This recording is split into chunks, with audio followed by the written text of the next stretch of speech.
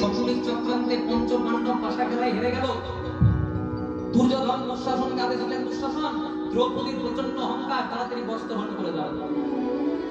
দ্রৌপদীর চুলের মুঠিটাকে ধরে সভার মধ্যে আনলো। দ্রৌপদী সেই সময় ছিল ঋতুস্নাত অবস্থায়। টানতে টানতে দ্রৌপদীর চুলের মুঠিটাকে ধরে সভার মধ্যে আনলো। দ্রৌপদী প্রথমে কার কাছে গেছিল? যুধিষ্ঠির মহারাজের কাছে। স্বামী, সবাই তো তোমাকে ধর্মরাজ বলে, তুমি নাকি ধর্ম ছাড়া কিছু বোঝো না।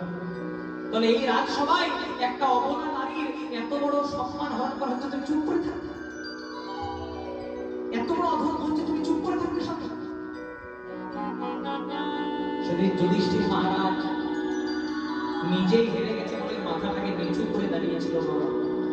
ভীমের কাছে গেল, অর্জুনের কাছে গেল, নকুল সহদেবের কাছে গেল, কেউ যখন বাঁচাতে পারল না। দ্রৌপদী কার কাছে গেছিল?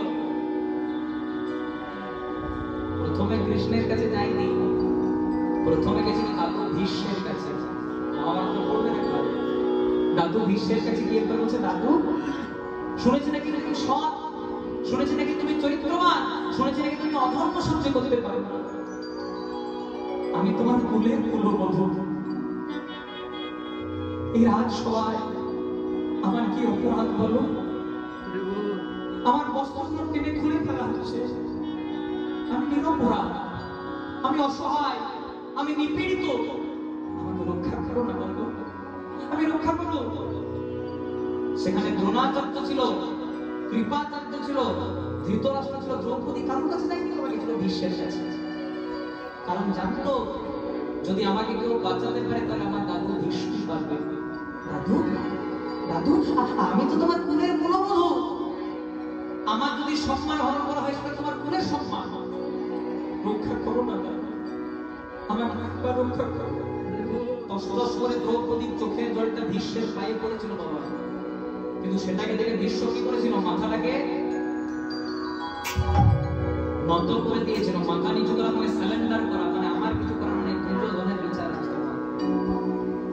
তারপরে আপনারা সকলে জানেন, কেউ যখন বাঁচাতে পারলো না গোবিন্দের কাছে গেল, আড়াল থেকে এমন বসন দিল যে দুঃশাসন বসন টেনে টেনে ক্লান্ত হলো। দ্রৌপদী বসন শেষ হলো। রাত্রি অন্ধকারে দ্রৌপদী ছুটে গেছিল কার কাছে? গোবিন্দের কাছে। দয়াময়, আমি মানলাম আমাকে যুধিষ্ঠির বাঁচাতে পারলো না, ভীম বাঁচাতে পারলো না, নকুল সহদেবকেও বাঁচাতে পারলো না, মানলাম তারা হেরে গেছে।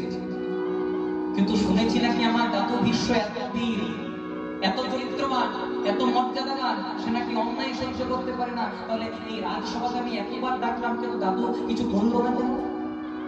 সেদিন ভগবান বলেছিলেন, দ্রৌপদী গো, বিশ্ব হতে পারে সৎ, বিশ্ব হতে পারে চরিত্রবান, বিশ্ব হতে পারে মর্যাদাবান, কিন্তু এত বড় অন্যায়টা দেখো চুপ করে কেন ছিল জানো? বলছে কেন? যে বিশ্ব খাবার খেত কার ঘরে? দুর্যোধনের।